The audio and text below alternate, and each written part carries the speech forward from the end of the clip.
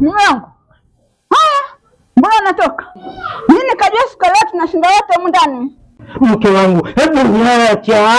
Mimi naamka hapa ndio tafuta pesa mke wangu, kwani tarehe 30 mwezi wa 5 tuna jambo letu.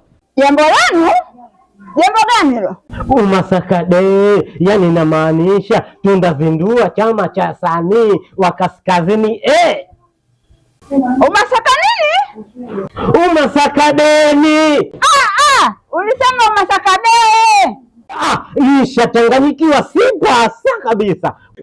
Ndanunua fulana huko ili nikuletee mke wangu upendeze, na siku hiyo basi tutakuwa sote wasanii tuna fulana sare imeandikwa Umasaka.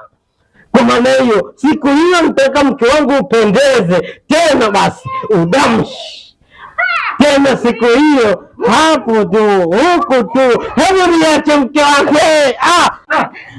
Basi mama wangu nenda. Mungu akufanyie wepesi upate hela. Yaani siku hiyo nakwambia mtaa mzima nitajulikana mimi, yaani siku naonekana mimi ndio mimi. Humu tu. Sipati pita siku hiyo.